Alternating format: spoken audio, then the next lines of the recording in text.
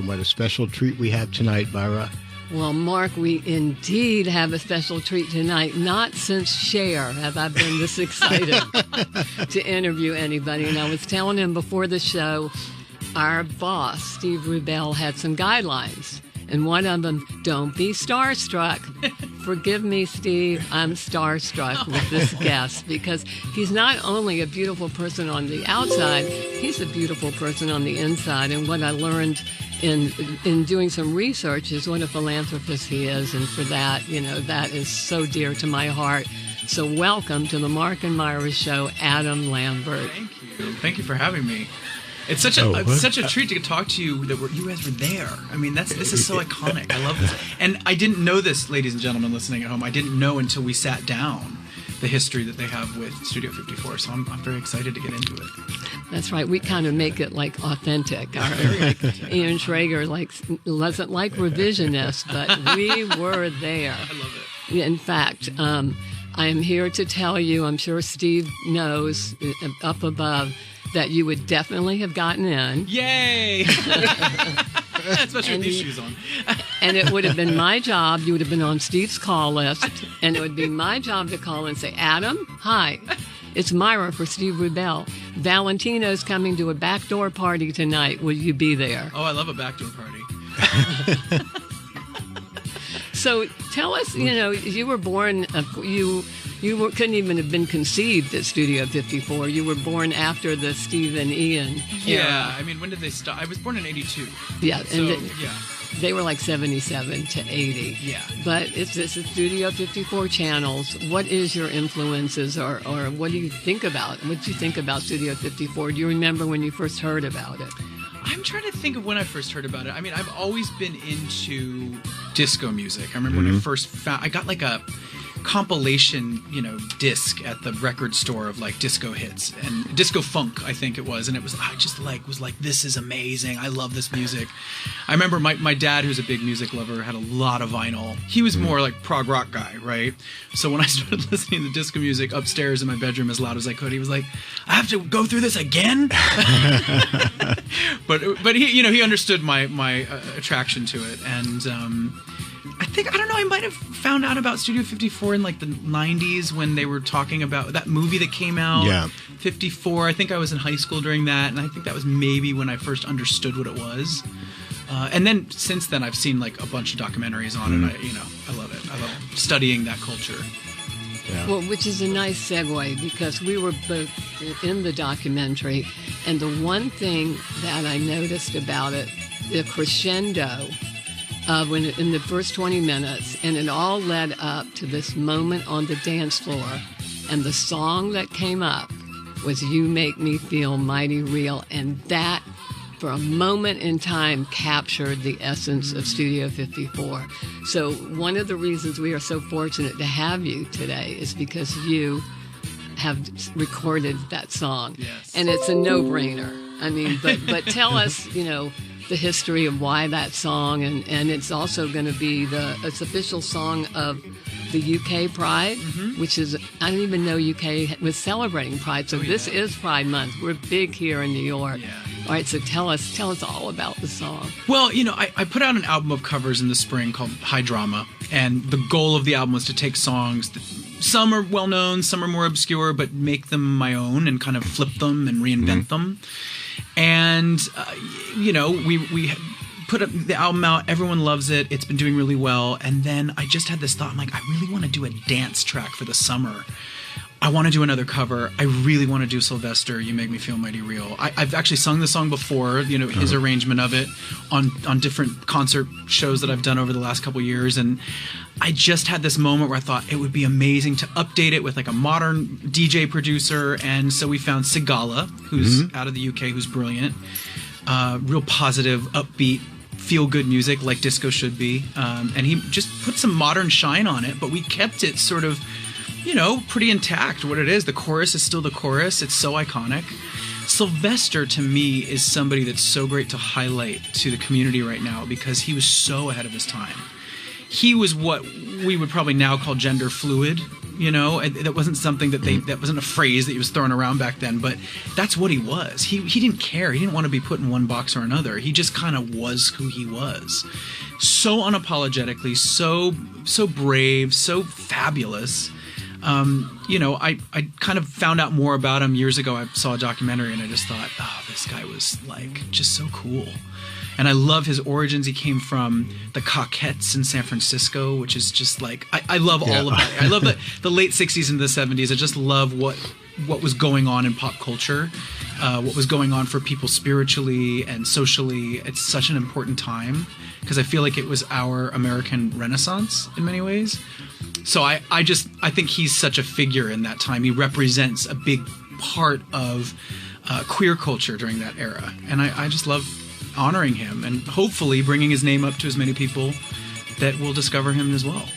And he wasn't afraid of being openly gay. Exactly. In that era. Exactly. It was crazy. And there wasn't a lot of examples of that, of people that had like hit songs who were out. And that song came out in 1979. Yeah.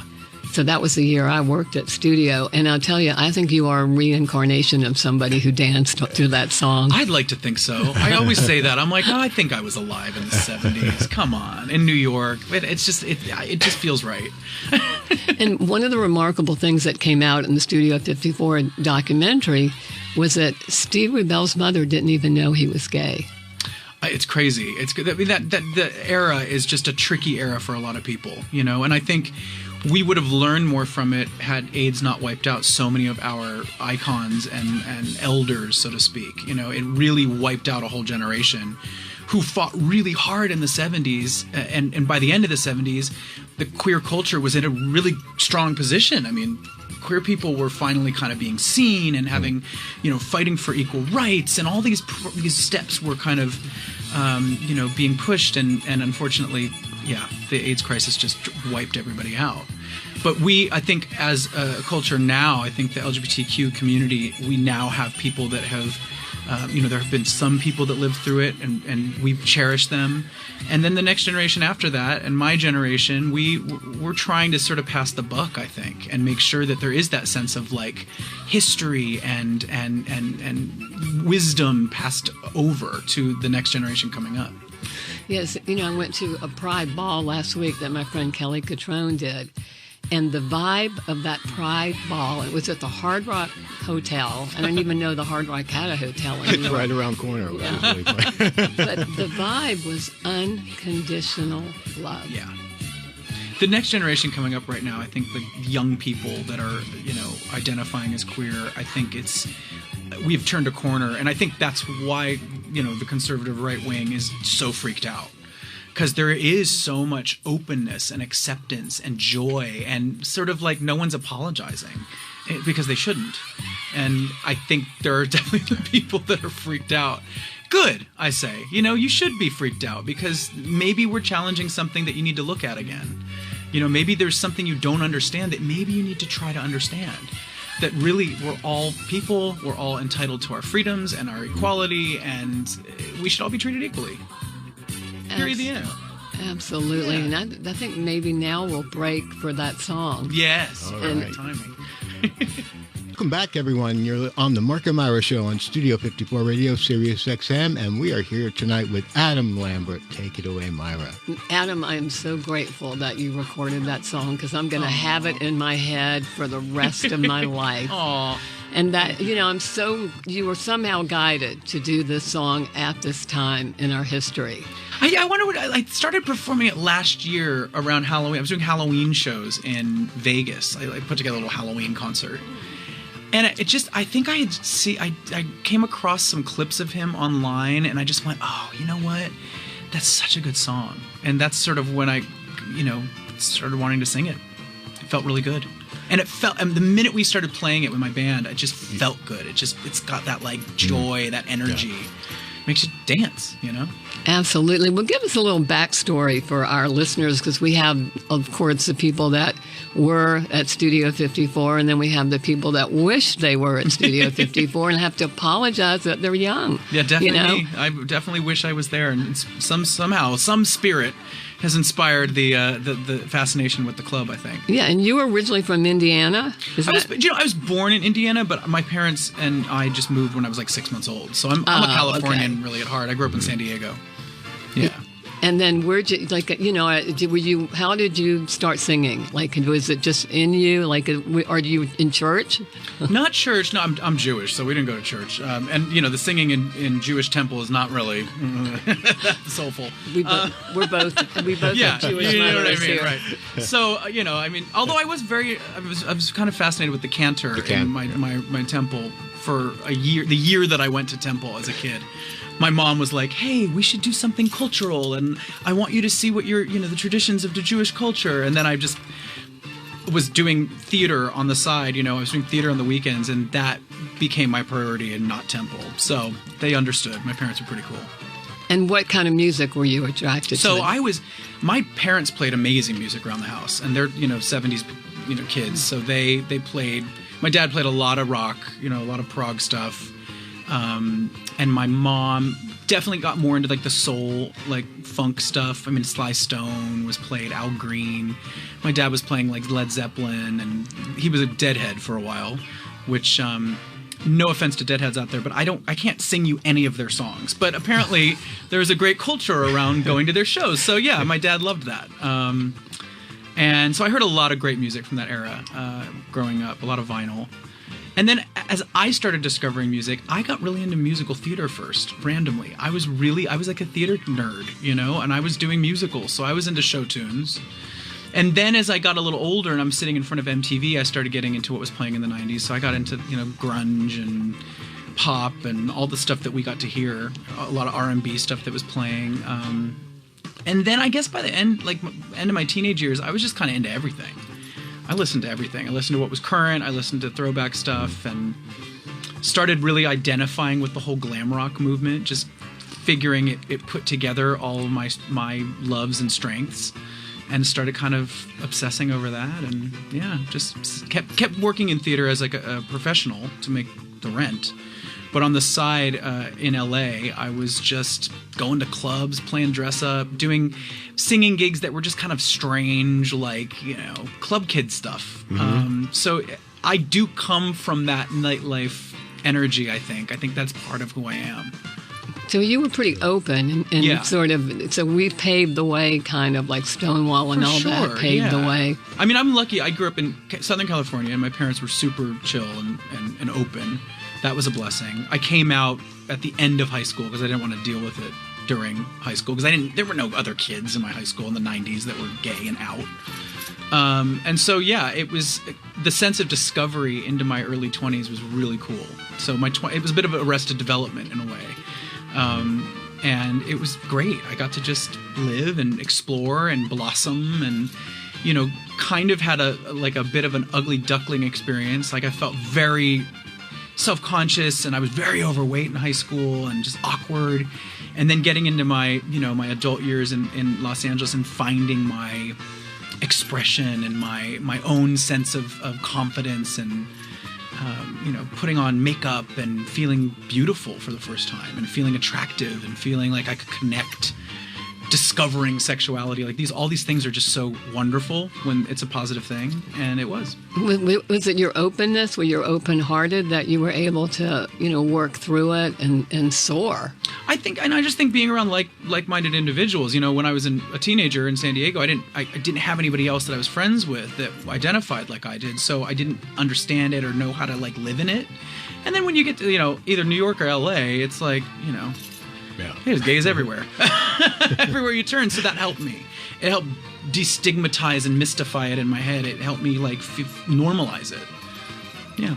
Well, that feeling, that Pride Ball feeling, that unconditional love, that was like the dance floor at Studio 54, which was indeed the star. So now tell us about High Drama.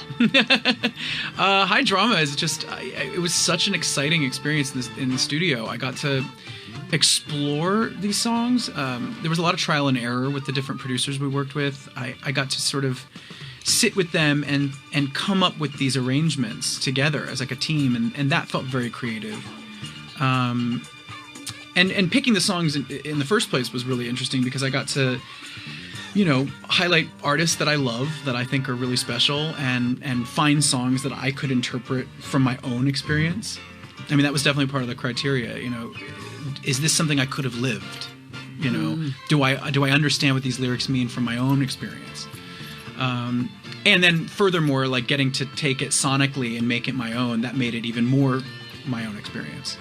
So it was really a good exercise. You as an instrument. And then it led to some nail polish. Tell us about that. Yeah, I've been wearing, makeup, nail polish for years. That's like my thing. And we finally did a little collaboration with the nail polish line Orly, who are classic. They were the ones that like invented the French manicure.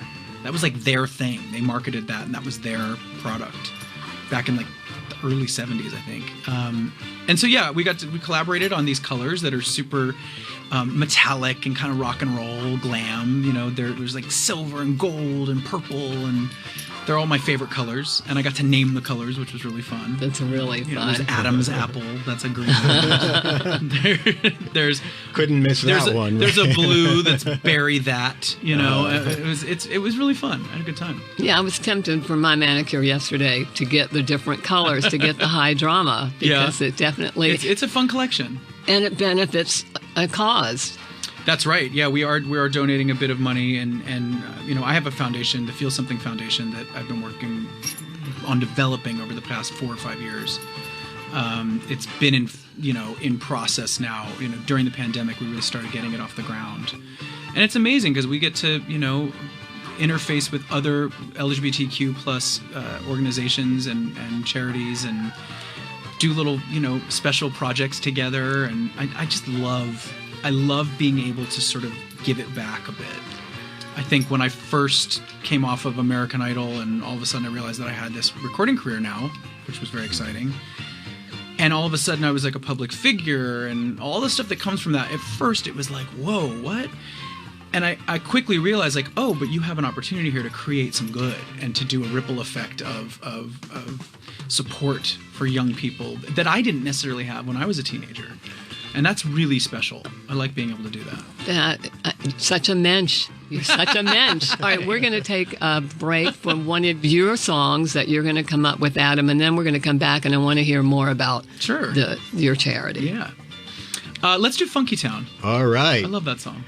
All right, everyone, lip sync. And hey, welcome back, everyone. It's the Marc&Myra Show on Studio 54, Radio Sirius XM Channel 54. We're here tonight with Adam Lambert. Take it away, Myra. Well, Adam Lambert, you sure do represent your generation. I mean, really and truly what you just shared about, using your celebrity to absolutely help others, the Feel Something Foundation. So can you tell us a little more about that?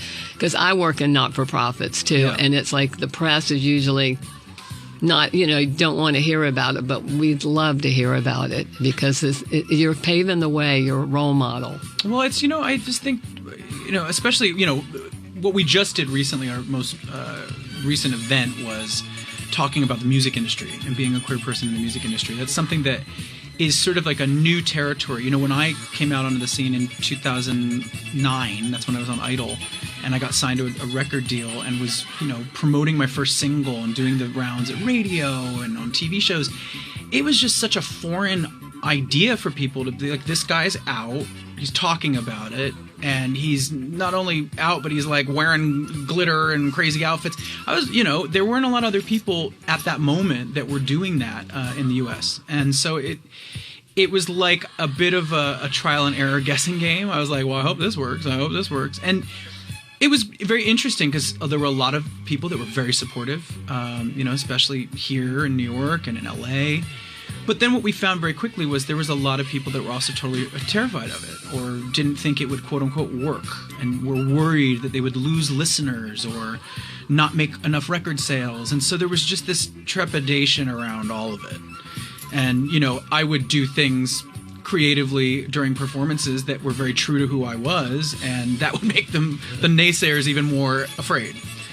And, now what's so brilliant is because I've held on for dear life and I keep doing my thing, the tide has turned and it is a different time. And you find there's a lot more support and a lot of people that aren't questioning if it's going to work or not, because now we know that there are fans out there. We know that you can be queer and have allies and straight fans as well. It doesn't limit you as much as I think once it was thought it did. So I'm glad that things have changed. I'm glad things have opened up. I think being a part of that kind of wave in the early 2000s of kind of pushing some of these doors open, I think is really cool.